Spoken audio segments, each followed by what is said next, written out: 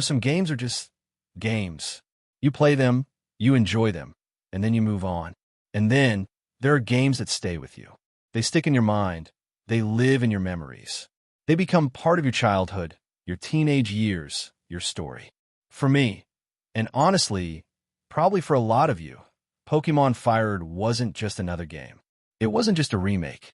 It was a love letter, a moment frozen in time, a whole portable world we could escape into tucked away inside a tiny cartridge. Whether it was during boring school bus rides, long family road trips, or secretly under the covers at 2 a.m. with nothing but a flashlight and a Game Boy Advance, FireRed was always there for us. It was our adventure when the real world felt small. And today, I want to take you back. I want to tell you why Pokémon FireRed is still, after all these years, the best Pokémon game ever made. And why, even 20 years later, nothing else has really topped it. FireRed and LeafGreen released back in 2004. Officially, they were marketed as simple remakes of the original Pokémon Red and Blue, which had launched nearly a decade earlier. But what we got was so much more. FireRed didn't just bring Kanto back to life, it breathed new life into it. It wasn't just nostalgia for nostalgia's sake. It was a real, thoughtful reimagining. The soul of Gen 1 was perfectly preserved. The exploration, the danger, the simplicity, but it was dressed up in the slick, colorful beauty of Gen 3's game engine. The world was still familiar, but it was richer. Smoother sprite animations, sharper battle mechanics, easier party management, more detailed town designs. FireRed didn't erase the past. It didn't overwrite it. It respected the foundation and refined it for a new generation. And honestly, that's something a lot of modern games could still learn from today. The beauty of FireRed lies in its perfect balance. The graphics were upgraded, but they weren't flashy or overdone. The sprites didn't lose their charm. They gained emotion. Just look at your starter Pokemon's back sprite during battle. It has so much character. Or the way the water routes shimmered when you surfed across them. It was subtle polish, not the kind of overwhelming effects we see today, where everything explodes with colors and menus and side quests before you even leave the starting town. FireRed gave us the OG Pokédex, the original 8 gym leaders, the classic Elite Four. And there were no gimmicks, no mega evolutions, no Dynamax, no Z moves. It was simple. It was pure. It was a straight-up Pokémon journey where you mattered, not your fancy new battle transformations. And leveling up? Man, you actually had to work for it.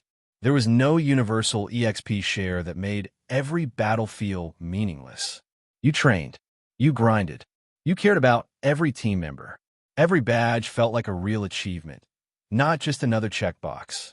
You still remember your first win against Brock, don't you?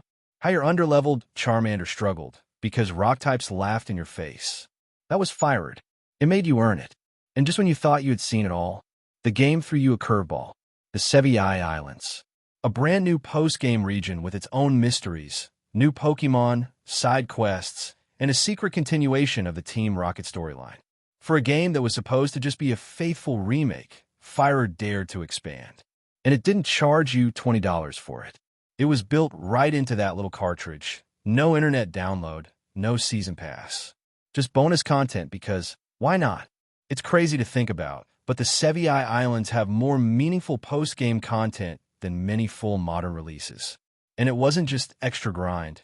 It was real story, real character, real exploration. It gave Kanto a sense of being part of a larger world, not just a boxy region locked away from everything else. Now let's talk about the vibes. FireRed has some of the most atmospheric music in the entire Pokémon franchise. The Lavender Town theme still sends a chill down my spine. The champion battle music, instant adrenaline rush. And Pallet Town's theme, there's just something different about hearing it when you come back home after your long adventure. A bittersweet feeling of return and growth all packed into a 16-bit melody. The world felt handcrafted. Every cave, every town, every route. The limitations of the GBA hardware forced the developers to be creative, and in that creativity, they made something timeless.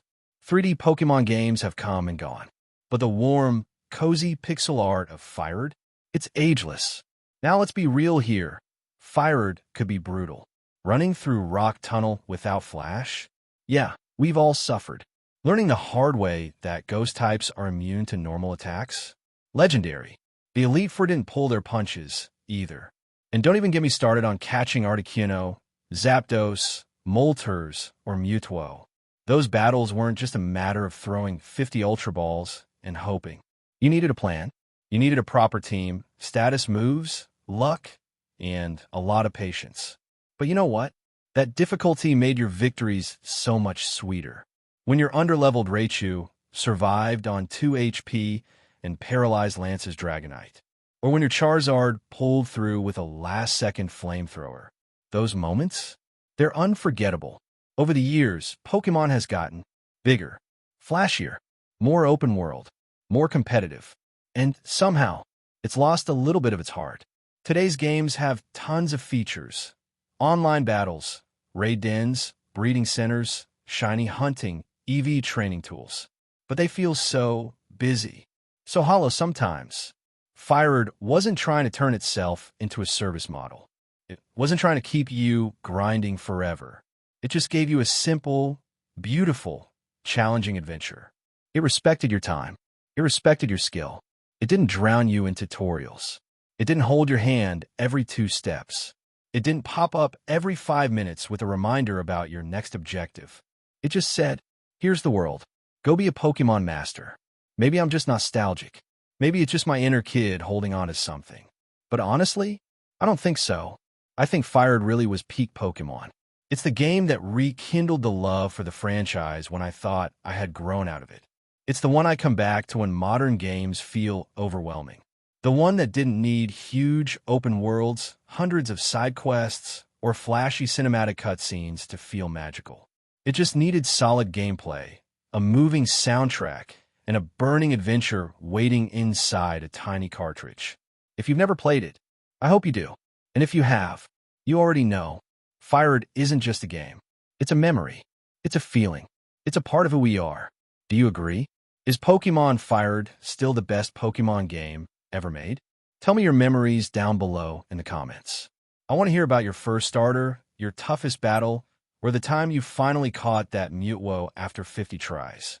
If you love retro games, if you love Pokémon, or if you just love gaming that comes straight from the heart, make sure to hit that like button, subscribe, and ring the bell. I'll see you in the next one, trainers. Stay nostalgic.